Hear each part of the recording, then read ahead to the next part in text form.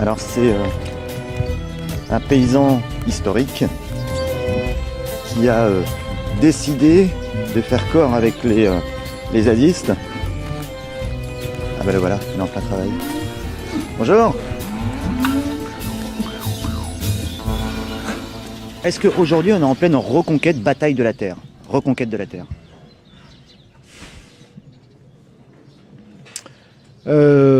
Écoute, c'est ce que disent nos adversaires. Moi, je dirais qu'on est plutôt en plein conflit, en plein choc des valeurs, en pleine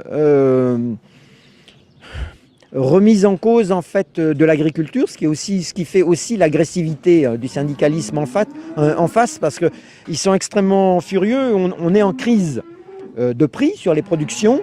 Donc chacun dans son exploitation, ça se porte mal, et ils vivent d'autant plus mal en fait quelque chose qui est une remise en cause, quoi. Tu vois, ils ont tous les diplômes, ils ont tout fait, ils ont des robots, ils ont fait tout ce qu'il fallait, ils n'arrivent pas bien à joindre les deux bouts. Enfin, globalement, les agriculteurs n'arrivent pas bien à joindre les deux bouts, et vous avez des petits jeunes intellos qui débarquent et disent « Ah oui, non, mais il ne faudrait pas faire comme ça, on va faire un truc un peu plus cool, on va faire moins, on va prendre moins de risques ». C'est insupportable pour eux. Et Notre-Dame-des-Landes, c'est un lieu qui a beaucoup d'audience. Et donc, si on fait quelque chose d'original et qui remet en cause à Notre-Dame, c'est tout à fait insupportable. Et précisément en Loire-Atlantique, on a toujours été sidérés. On voyait les collègues de la FNSEA dans les manifestations, ils disaient « Laissez-nous produire. C'est bien, on produit, on fait la course à la production et on sait ce qu'il faut faire et personne n'a rien à nous dire là-dessus. » L'autre grande différence qu'on a avec, on va dire, la Chambre d'agriculture FNSEA, c'est que nous, ce qu'on porte, c'est quand même, on se sent une dette morale très importante vis-à-vis des 40-60 000 personnes qui sont venues manifester ici. Et ils ne sont pas venus manifester ici pour que moi je m'agrandisse, ou Sylvain, ou pour que des gens qui ont résisté puissent s'agrandir, etc. Ils sont venus se battre ici. Pour sauver des terres agricoles, ok, mais aussi pour sauver une zone naturelle, un bocage, une richesse, une diversité environnementale extraordinaire, et absolument pour que ça tienne. Et ils sont aussi venus pour soutenir des expérimentations sociales et tout ça. On continue de parcourir ce bocage nantais et on va voir Romain, un des bergers de la ZAD. C'est un peu hallucinant de vouloir demander à tous les gens qui vivent ici de dire soit il faut que vous ayez un projet et que vous soyez inscrit à la MSA. Pour être inscrit à la MSA, il faut avoir un statut agricole. La MSA, c'est la mutualité sociale agricole. Je trouve ça complètement, effectivement, complètement stupide. Ça, c'est ce que la ZAD rejette. Ouais, enfin, c'est ce que l'État nous demande. Qu'on ait tous un statut. Enfin, déjà, on devait tous avoir un statut. Avant-hier. Ouais, le 31 mars. Donc, on cherche pas à l'avoir. Moi, j'aurai un statut, oui, mais pour des raisons personnelles. Après, les copains, c'est leur choix, tu vois. Là, on est où, là? Là, on est sur les parcelles de 24 hectares. Ce que nous, on appelle les parcelles des 24 hectares, parce qu'il y a 24 hectares de surface, qui ont été repris en collectif en 2014, avec le collectif copain, Semtazad et l'ADK. Normalement, il y a la piste sud, elle devait passer à peu près en travers du bois, là, je crois, de mémoire.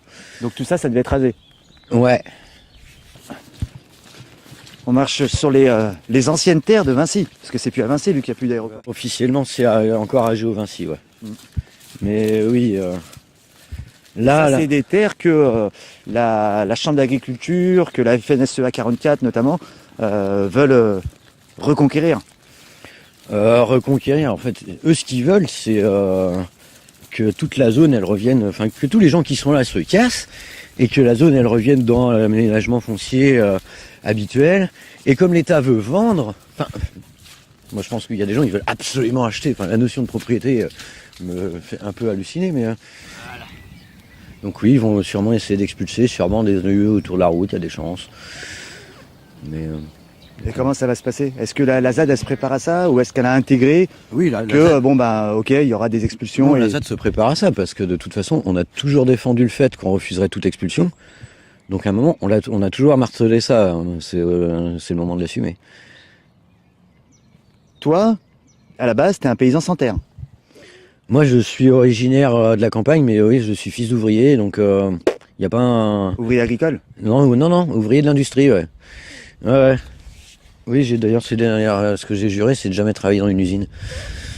Parce que j'ai un gamin, j'ai vu ma mère rentrer en pleurs parce qu'il y a un type qui avait passé la journée entière avec un chronomètre au-dessus de sa tête. J'ai juré que ça se passerait jamais. Donc ça va, je m'en sors pas trop mal. Moi, j'ai fait toutes mes études en agricole, mais il y a plein de gens ici qui ont fait autre chose dans leur vie et qui se mettent à l'agriculture. Et hors zone, il y a plein de gens qui auraient envie de revenir sur des installations agricoles. Alors des fois, pour certains, je trouve qu'il y a un côté hyper utopique, tu vois, un peu rêveur, quoi. Sur l'agriculture, c'est dur, hein. C'est tous les jours, mais du coup, ces gens-là, aujourd'hui, ils n'ont pas les structures pour trouver d'installation. Parce que comme on est parti sur de l'agrandissement des exploits, aujourd'hui, tu remplaces un associé ou alors tu reprends une ferme. Là, il y a 3 ou 4 mois, il y avait une ferme à vendre à 40 bornes d'ici. Le mec, il a mis sur le bon coin, hein, 640 000 euros. Qui va investir là-dedans? Enfin, faut être fou aujourd'hui d'être un jeune de 20 ans, vu le contexte agricole et tout, pour mettre 640 000 euros. Dans tous les villages environnants, le déploiement des forces de gendarmerie est massif. Beaucoup ont été réveillés dans la nuit par le va-et-vient des véhicules. On a beau avoir l'habitude autour de la ZAD, ça reste impressionnant. Moi, je trouve que là, c'est vraiment démesuré. Que je vous assure, quand ils sont arrivés, ils sont passés, j'ai eu des frissons, mais ça m'a fait peur, quoi. Je dis, c'est la guerre, quoi. Beaucoup n'ont pas souhaité répondre à nos questions. Le sujet oppose, même à l'intérieur des familles, et depuis des années. Si les zadistes veulent rester, qu'ils se mettent dans les lois, comme nous on paye pour être ici. S'ils veulent rester ici, qu'ils payent aussi. Après, moi, ils m'ont jamais embêté, j'ai jamais eu de soucis ici. En général, c'est calme. Ça fait 4 ans que je vis ici. En ayant vécu ici, ils m'ont jamais dérangé non plus. C'est une zone là-bas, pas si loin que ça, mais assez loin pour qu'on vive notre vie comme tout le monde. Il y a ceux qui s'intéressent et soutiennent l'expérimentation de vie collective qui s'est développée sur la ZAD, ceux qui parlent avant tout d'une zone de non-droit et ceux qui en ont simplement marre d'être sous les feux de l'actualité. La ZAD et ses passions laissera longtemps des traces dans la vie locale.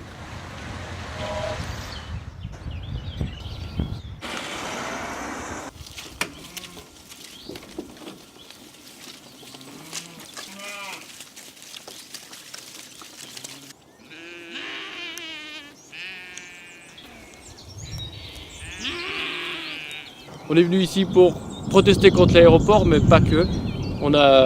C'était contre l'aéroport et son monde, et c'est ce qu'on a toujours voulu faire. Maintenant que l'aéroport est tombé, il reste la deuxième partie du combat qui s'engage, qui est encore plus importante et plus difficile que la première au final. Parce qu'il y a encore toute une société contre laquelle on se bat et qu'on essaie de prouver qu'on peut faire autrement, de prouver qu'on peut construire autrement, faire de l'agriculture autrement, avoir des relations sociales différentes. Et c'est un truc encore plus différent et plus intéressant que le combat contre l'aéroport au final.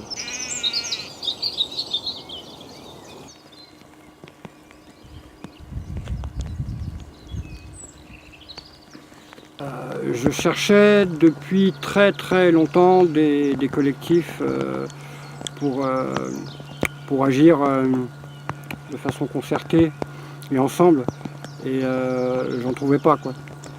Je trouvais pas de lieu où on pouvait comme ça s'organiser de façon horizontale.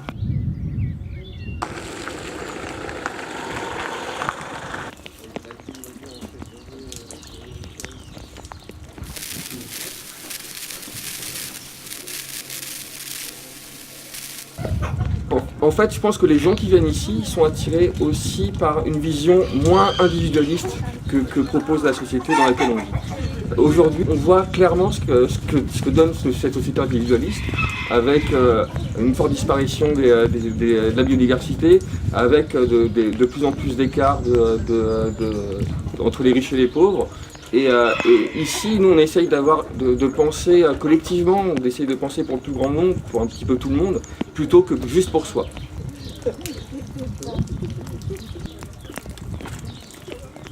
Pour évoquer cette évacuation de la ZAD, nous sommes en direct avec Yves Cochet, ancien ministre de l'Aménagement du Territoire et de l'Environnement. Bonjour Monsieur Cochet, merci d'être avec nous sur RT France. Que pensez-vous de cette résistance à tout prix de ces quelques dizaines de zadistes à Notre-Dame-des-Landes? Je crois que ces personnes qui sont là depuis 2 ans, 5 ans, 10 ans, défendent un modèle de société qui est tout à fait intéressant, un modèle où on n'est pas soumis à la concurrence sauvage et au productivisme, mais au contraire, on essaie d'avoir de protéger des zones humides, des zones de biodiversité très intéressantes, et d'autre part, d'avoir un modèle un peu solidaire, avec des propositions, par exemple, comme la gestion collective des terres, la location des terres qui appartiennent actuellement à l'État, un peu comme ça s'est fait au Larzac, il y a 40 ans. Donc je crois que ce sont des gens très courageux qui nous montrent qu'on peut sortir de la laideur actuelle. Mais pourtant, ils ont obtenu gain de cause puisqu'il y a 3 mois, le gouvernement a plié, il n'y aura plus d'aéroport sur cette zone. Leur combat est toujours légitime selon vous ? On a obtenu gain de cause grâce à eux, bien entendu, sur l'abandon du projet d'aéroport à Notre-Dame-des-Landes, mais en même temps, pour reprendre une expression connue, eh bien, ils ont proposé un nouveau modèle de société, une sorte d'éco-village qui permettent plusieurs créations d'emplois, pas simplement dans le domaine agricole, mais on l'a vu aussi bien dans la cordonnerie, dans la menuiserie, dans la boulangerie, mais aussi bien sûr dans la permaculture et l'agriculture écologique. Donc c'est tout à fait intéressant du point de vue sociologique que quelques dizaines de personnes essaient d'inventer une société nouvelle beaucoup moins violente que la nôtre actuelle. Et cela en dépit de l'état de droit, comme le dit le gouvernement ? Mais l'état de droit, c'est de tenir compte de la vie réelle de la société.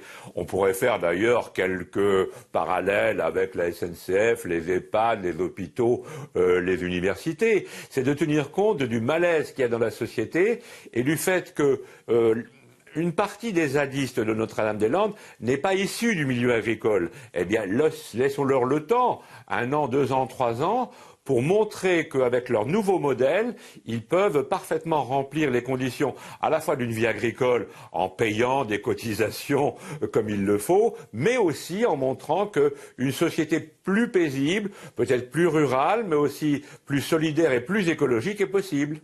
Alors l'État envisage de proposer à certains zadistes de légaliser leur situation et de les convertir en zone agricole. Cela veut dire qu'on peut s'octroyer des terres par la force ? Alors, il ne s'agit pas de s'octroyer des terres par la force, car l'État possède à peu près la moitié, disons, de ce qu'étaient les 1700 hectares du projet d'aéroport. Donc lui peut très bien, en effet, proposer à un certain nombre de zadistes, avec une expérimentation et une confirmation au bout de 2 ou 3 ans, ce qui s'est fait au Larzac il y a 40 ans, c'est-à-dire une gestion collective des terres et une location du foncier, de telle manière que ceux qui veulent devenir vraiment agriculteurs, je pense agriculteurs biologiques et permaculteurs, faire du maraîchage, faire beaucoup d'autres produits qui sont utiles pour les circuits courts, puissent le faire dans des bonnes conditions de délai. Donc il n'y a aucune raison que l'État soit aussi violent dès maintenant, mais au contraire qu'on laisse plusieurs années à ces personnes pour montrer leur bonne volonté et leur souci à la fois de protection de la nature, de solidarité entre eux et avec les agriculteurs qui sont déjà là depuis 50 ans. Alors justement, l'État voulait une évacuation en douceur, on le voit, ce n'est pas le cas. Quelles conséquences peuvent avoir ces images d'affrontement sur le gouvernement selon vous ? Une conséquence sans doute médiatiquement mauvaise sur le gouvernement, surtout si, évidemment, je le crains, mais je ne le souhaite pas, si la violence continue et que l'écrasante domination des forces de l'ordre à 2500 personnes contre 250 avec des moyens quasi militaires, tout ceci est disproportionné et très déséquilibré. Je crois que l'immense majorité des zadistes sont pacifistes, ils veulent simplement expérimenter une autre manière de vivre, nous montrer peut-être un chemin vers une autre société, comment habiter autrement le monde, et donc l'État doit au contraire les écouter et essayer d'avoir, à l'issue de ce dialogue, des conventions avec ceux qui veulent s'installer durablement, pas simplement dans l'agriculture, mais aussi éventuellement dans des formes, disons, de nouvelles ruralités. Je crois que c'est un espoir pour nos territoires ruraux qui sont souvent dénigrés, où les gens sont considérés comme des arriérés. Eh bien, pas du tout. Peut-être que, au contraire, l'avenir de l'aménagement du territoire en France, c'est plutôt les zones agricoles à revitaliser. Merci, on retiendra l'expression. Merci Monsieur Cochet d'avoir répondu à nos questions sur RT France.